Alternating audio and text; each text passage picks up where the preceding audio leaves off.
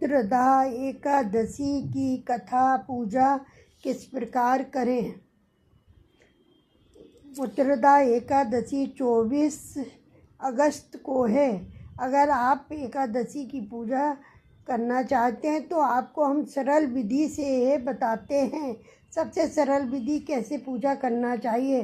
सबसे पहले सुबह स्नान करके साफ वस्त्र पहने, घर के मंदिर की सफाई करें, भगवान विष्णु भगवान और माता लक्ष्मी की मूर्ति या फोटो रखें, दीपक जलावें, धूप दीप तुलसी दल अर्पित करें, ओम नमो भगवते वासुदेवाय का पाठ करें और क्षमता अनुसार मंत्र का जाप करें। एकादशी व्रत कथा सुनें और क्षमता के अनुसार पूरे दिन व्रत रहें, फरार करें या निर्जल व्रत रहें।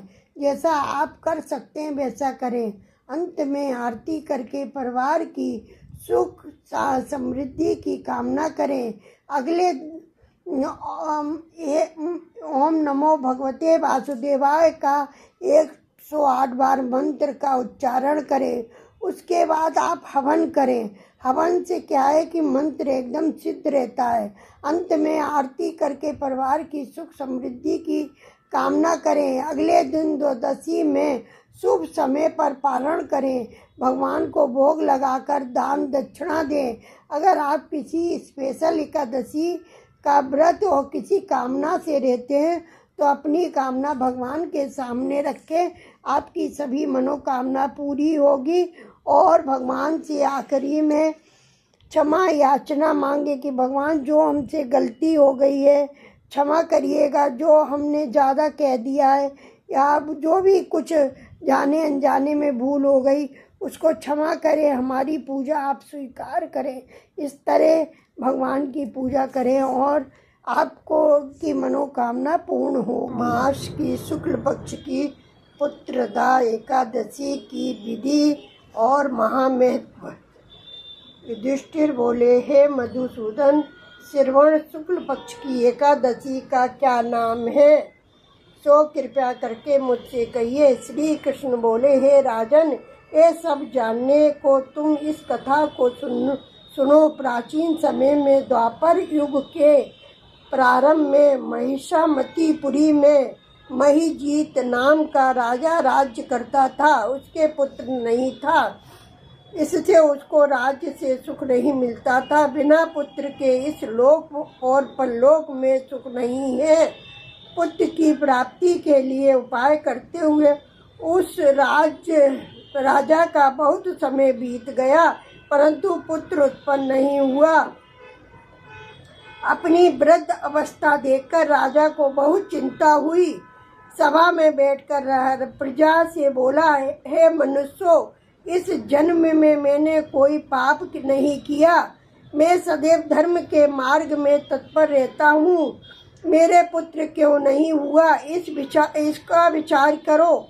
ब्राह्मण और प्रजा इस बात को सुनकर आपस में विचार करके वन में गए। वहाँ घोर तप करते हुए चैतन्य आनंदमय आरोग्य आहार रहित मन को वश में करने वाले क्रोध रहित धर्म तत्व के सब शास्त्रों में चतुर लोमेश ऋषि को देखा। उनको देखकर सब प्रसन्न हुए और यथा योग नमस्कार किया। वे नम्रता पूर्वक आपस में कहने लगे, हमारे भाग्य से मुनीश्वर मिले हैं। उनको नम्न देखकर मुनीश्वर बोले, तुम किस लिए आए हो, इसका कारण कहो, मैं अवश्य तुम्हारा हित करूँगा।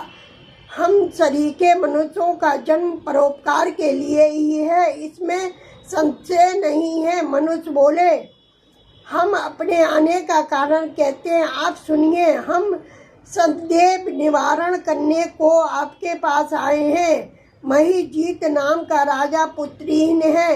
हे ब्रह्मांड, हम उसकी प्रजा हैं और पुत्र की तरह उसने रक्षा की है। उनको बिना पुत्र के देखकर हम उसके दुख से हम दुखी हो रहे हैं। सो दृढ़ विचार करके हम तप करने के लिए आए। उनको बिना पुत्र देख उनसे के दुख से हम दुखी हो रहे हैं और दृढ़ विचार करके हम तप करने को यहाँ आए हैं। हे द्विजोत्तम, उसके भाग से ही हमें आपके दर्शन हुए हैं। बड़ों के दर्शन से ही मनुष्यों का कार्य सिद्ध हो जाता है। बड़ों के दर्शन से ही मनुष्यों का कार्य सिद्ध हो जाता है।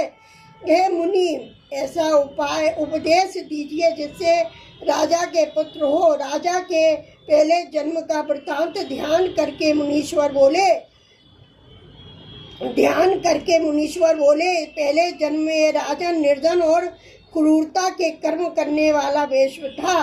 एक गांव से दूसरे गांव जाकर व्यापार करता था। एक समय ज्येष्ठ मास के शुक्ल पक्ष में द्वादशी के दिन मध्याह्न के समय गांव की सीमा पर प्यास से व्याकुल हो गया।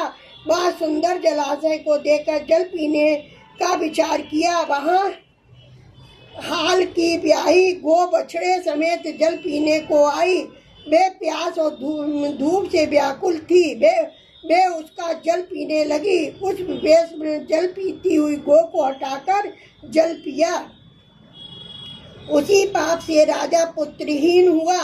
वे बोले, हे मुनिये, पुराणों में सुना जाता है कि मनुष्य के पुण्य के प्रभाव से पाप दूर हो जाता है। इसलिए पुण्य का उपदेश दीजिए जिससे पाप का नाश हो जाए और आपकी कृपा से इनके पुत्र हो। लोमेश ऋषि बोले, श्रवण शुक्ल पक्ष में पुत्रदा नाम की एकादशी प्रसिद्ध है। उसका व्रत न्याय विधि पूर्वक करो। रात्रि में जागरण करो। उनका निर्मल पुण्य राजा को दो। ऐसा करने से निश्चय राजा के पुत्र होगा। लोमेश ऋषि के वचन को सुनकर और उनको प्रणाम करके प्रसन्न होकर सब अपने अपने घर को चल दिए। श्रवण आने पर उन लोगों ने राजा सहित श्रद्धा पूर्वक व्रत किया। द्वादशी के दिन अपना पुण्य राजा को दिया। पुण्य को देते ही रानी ने सुंदर गर्भ धारण किया। प्रसव के समय आने पर सुंदर पुत्र उत्पन्न किया।